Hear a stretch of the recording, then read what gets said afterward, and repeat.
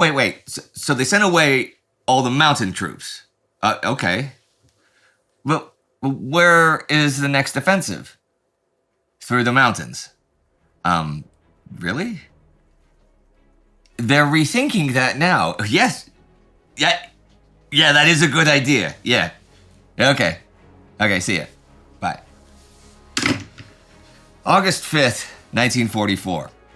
This week in Warsaw, as the Soviets close in, the Germans prepare and fortify their defenses, and the Poles rise up, and an attempt begins to free their capital, the Warsaw Uprising.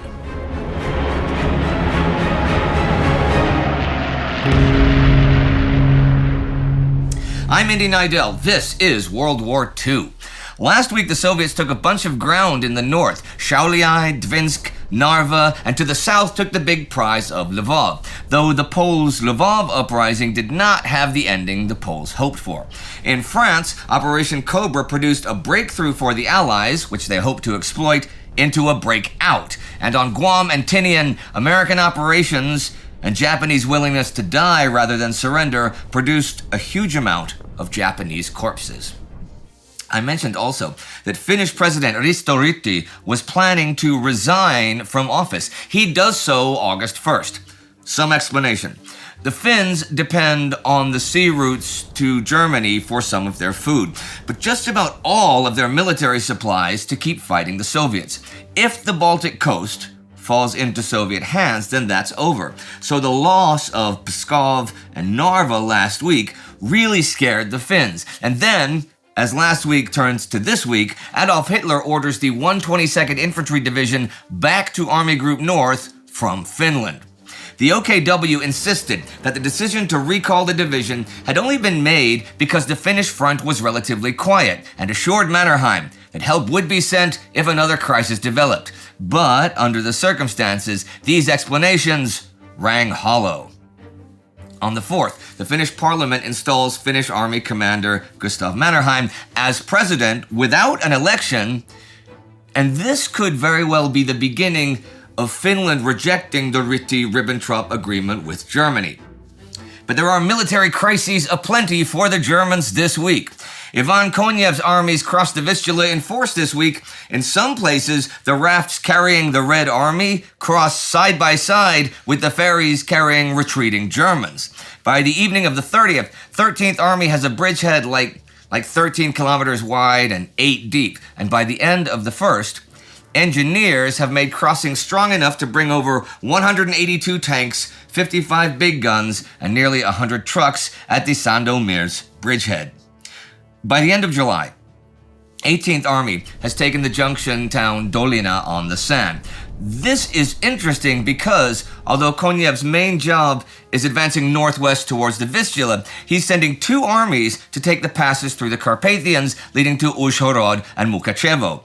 This split of Konev's front is going to make controlling the armies difficult, so he consults Stavka, who say, well, there is one unassigned front administration, that of Ivan Petrov, who we've seen loads before in the Caucasus and around the Black Sea. And so they give him a new command, 4th Ukrainian Front, which is to run those armies in the Carpathian foothills.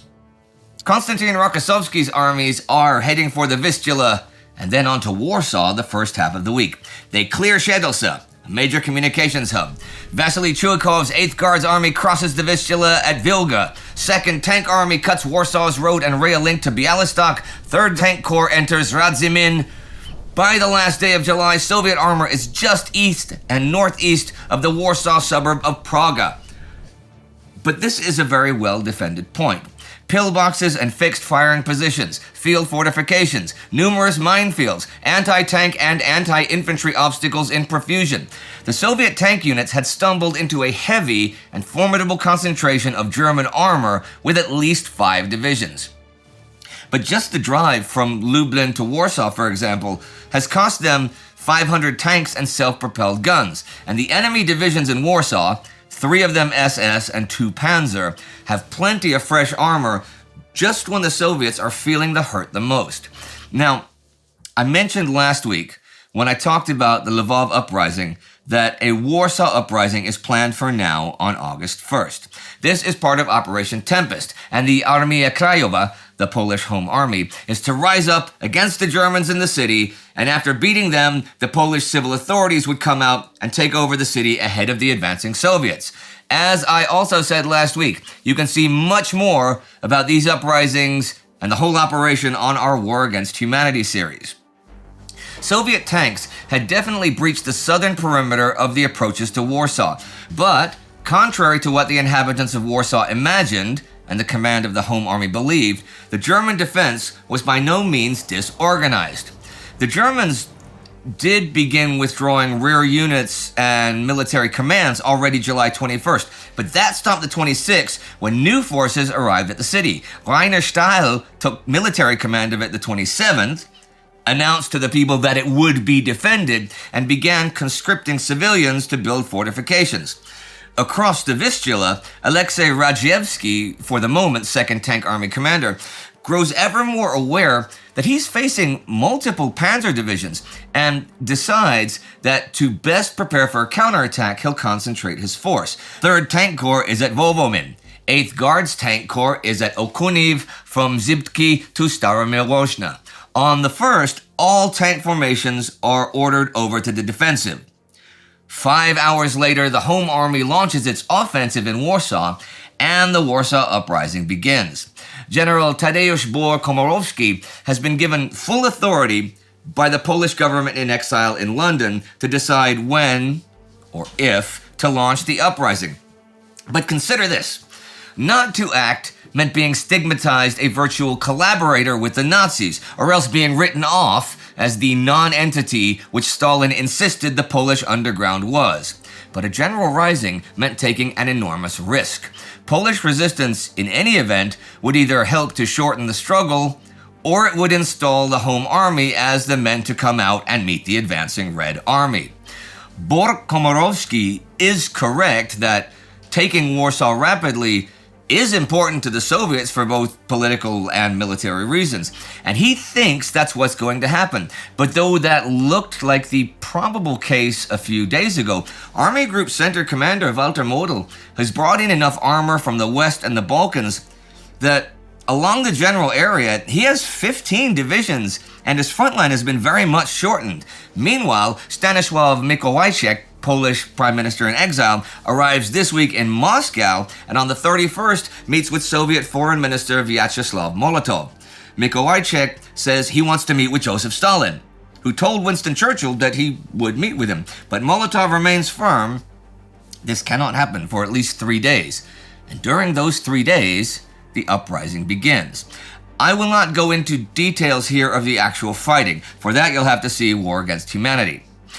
Rokossowski gets reports about the uprising the 2nd. Now, already months ago, he met with Polish resistance fighters and agreed to principal tactical cooperation.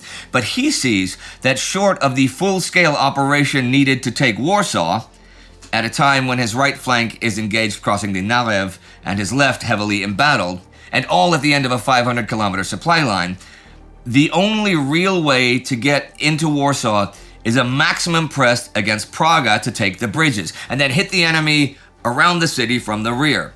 There are no such plans for this, though. You know, Joseph Stalin played a pretty big part in the Soviet loss to the Poles at the Battle of Warsaw, which only happened a little over 20 years ago, and he is no fan, to put it mildly, of Polish nationalism.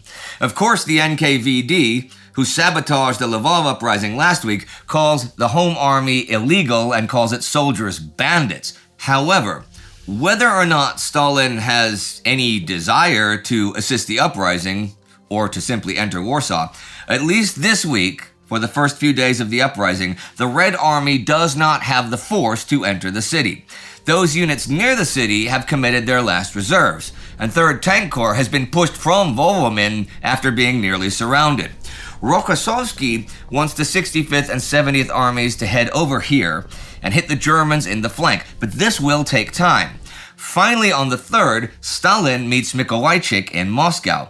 Mikołajczyk asks for help for the units fighting in Warsaw, and Stalin says, "I shall give the necessary orders." He then, though, says that he already signed an agreement with the Committee of National Liberation about the provisional administration of Polish territory. And before any real Soviet-Polish agreement, the dualism of the two sides must be solved. And he does not agree that the committee only represents a small slice of Polish opinion. He also has much to say about the Home Army. Pretty much that they're only good for hiding in the woods and not fighting Germans. Myitkyina tells him to rearm them and then they'd fight great. Stalin does not directly answer this, but says that he is strongly opposed to two Polish authorities fighting each other in Poland. And if such should be the case, he will continue to support the Committee of National Liberation.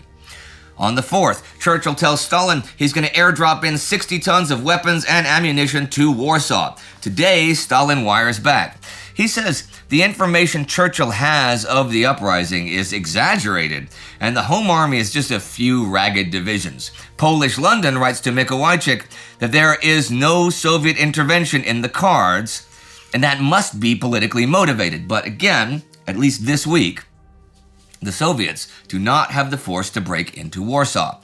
Meanwhile, Adolf Hitler issues the order for what will be known as the Wola Massacre, the slaughter of 40 to 50,000 people in the Wola district of Warsaw over the next week. Again, watch War Against Humanity for in-depth coverage of that. Further to the north, Stavka issued orders to Ivan Chernyakhovsky's 3rd Belarusian Front last week on the 28th to take Kaunas by August 2nd and then drive for the East Prussian border. On the 30th, 5th Army attacks into the city, and then the Axis whole Niemen line begins to fall apart. By the beginning of August, most of the city has been cleared, and the Soviets head for Mariampol and even take Kalvaria. In 3 weeks, that front has wrecked 9 German divisions, killed or captured the 15,000-man Vilnius garrison, and taken 44,000 prisoners in the pursuit since then. But this has come at a high cost to themselves, and the enemy has been far from routed. And the East Prussian border bristles with defenses that can't simply be charged or rushed, so Chernyakhovsky's momentum is soon very much reduced. Ivan Bagramian's 1st Baltic Front takes Tukums the 30th, and now Army Group North is actually cut off from the main of the German army. Bagramian is pretty overextended, but still manages to hold off a German attack that tries to break through to Panavizius. Andrei Yeremenko's 2nd Baltic Front today manages to make a bridgehead over the Aviksta near Lubana. Johannes Friesner is no longer in command of Army Group North, by the way. Back on the 25th, he was removed from command and sent to command Army Group South Ukraine. Ferdinand Schörner took his post. Basically, they swapped places because Army Chief of Staff Heinz Guderian does not think Friesner can handle the threat to the north. And unusually for Hitler, he gives Schörner command over all 3 Wehrmacht branches up there, and the party and the civil offices in the whole Baltic area. You can see that Hitler really wants to hold what is left of his Baltic territory. But guess what? It looks like Friesner might soon also have his hands full, because now on the 2nd, the order from the Stavka goes out for an attack on Romania. Yep, this will be with Rodion Malinovsky's 2nd Ukrainian Front and Fyodor Tolbuchin's 3rd Ukrainian Front, 1 million men strong. I'll talk more about that next week. Stavka has not announced any launch date yet. Something launched this week by the Allies over in France is Operation Bluecoat on the 30th. This is attacks by British 30th and 8th Corps on a fairly narrow front. And a big problem from them at first because of that is minefields. So 30th Corps makes little progress that day. 8th Corps does a bit better, but by the 31st, they too get bogged down by the defense. Over the next few days, they both grind out territory. By the 3rd, German 9th and 10th SS Panzers have been brought over to help defend, but the attackers still advance slowly towards Vir and Villers-Bocage, even as the defense further stiffens. Allied Ground Forces Commander Bernard Montgomery thinks that for the Germans, it is vital to hold here, while their forces to the southwest swing back around to the east. It was tacitly assumed on the Allied side that after the Saint-Lô breakout, the Germans would withdraw their forces to somewhere east of the Orne and form a new defense line in the east. This assumption was made by professional soldiers because it made professional sense. As Montgomery comments, from a strictly military point of view, he was now placed in a situation in which the only logical answer was a staged withdrawal to the Seine. A glance at the map will reveal the sense of Monty's assessment, but the illogical factor here was Adolf Hitler. We've seen many times that Hitler does not allow retreat. But here, if the German armies are ordered to continue the fight, the 4 German divisions in Brittany might be cut off, and possibly the bulk of the German forces west of the Seine, particularly 7th Army. What the Allies need to do to make that happen is prevent the Germans from holding a hinge they can use to pull back the forces facing the Americans further west around without great loss. Caen was one such hinge, and the Allies took that. Caumont another, also taken. But there is still a possible one at Montpinçon. If the British can take that, then they can hit the Germans in the flank and the rear and sabotage their whole setup. So the British are advancing on Montpinçon, whatever the cost, though they do not take it by week's end. As for the American advance, it is breaking out. On the 30th, they take Granville and enter Avranches. On August 1st, George Patton's U.S. 3rd Army becomes operational and takes position on the Allied right flank. His main job is to hit Brittany. Now with 2 U.S. armies in the field, the U.S. 12th Army Group under Omar Bradley is activated. Patton's is not the only new Allied operational army, though. Last week on the 23rd, Harry Crerar's Canadian 1st Army became operational. This army has Honest John Crocker's British 1st Corps among its formations. And Crocker refuses flat out to carry out Crerar's first orders to him, taking the road south and east of Caen. Montgomery does manage to smooth things over, and they soon will have a good working relationship. Crerar now plans to support Operation Bluecoat with Operation Totalize, an attack down the Caen-Falaise axis. This is to go off next week. Back to the Americans. They have thought beating the Germans in Brittany would take several army corps. But when the 4th Armored Division covers over 60 kilometers August 1st, it's fairly obvious that 1 corps will suffice, except for the ports. 7th Corps has also by then outflanked German 7th Army and can push east towards the Seine. On the 31st, German commander Gunther von Kluge tells Hitler it is impossible to stop the American advance. On the 2nd, 3rd Army reaches Dinant and the outskirts of Rennes, liberating it the 4th. That day, the Germans in Brittany pulled back to the main ports, Saint-Malo, Brest, Lorient, and Saint-Nazaire. Today, 3rd Army takes Vannes. There's Allied gains in Italy as well this week. On the 4th, the southern half of Florence falls. Now, Florence has been declared an open city, so it won't be shelled and bombed under the Geneva Convention. However, German commander Smiling Albert Kesselring has ordered the bridges across the Arno destroyed. At 4 a.m. on the 4th, they are blown with the exception of the Ponte Vecchio. This is ordered spared by Gerhard Wolff in charge of the demolitions, though access to the bridge is sabotaged by destroying the buildings at either end of it. The plan for the next Allied offensive in Italy has been to power through the Apennines from Florence to Bologna with both 5th and 8th armies, with the Poles feinting up the Adriatic coast as a deception.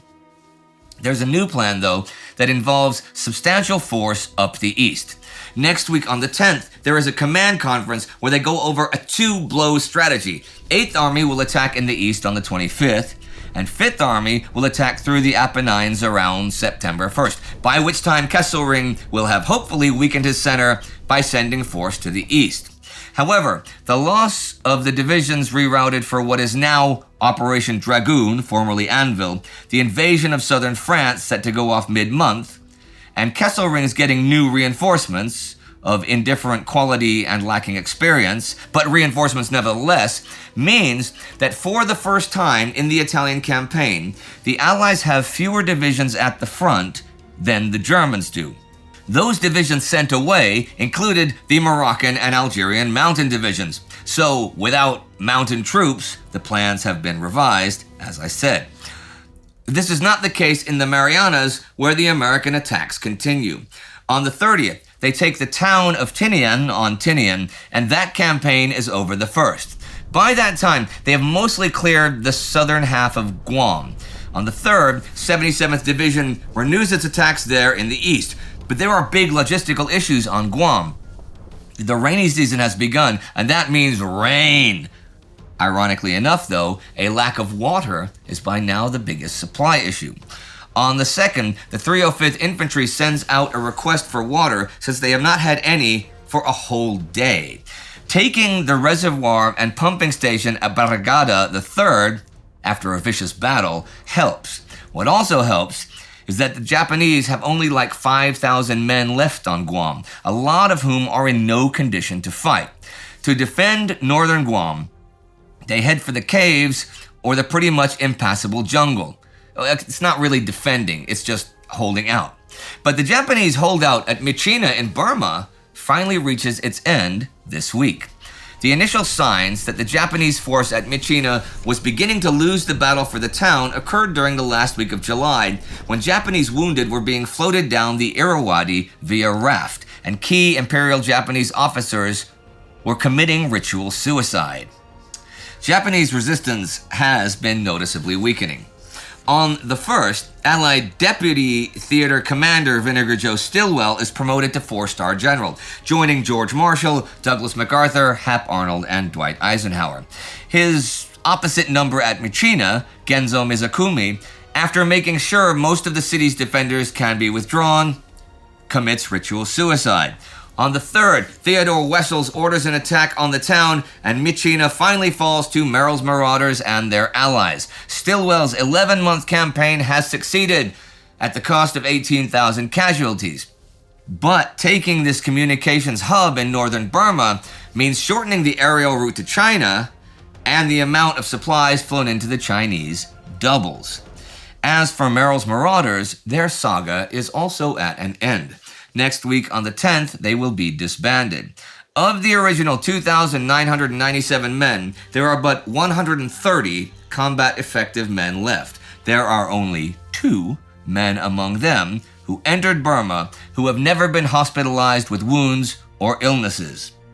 Their legacy is that they advanced some 1,200 kilometers in under 6 months over some of the world's harshest ground and engaged the Japanese in 32 separate engagements. And there I will end the week.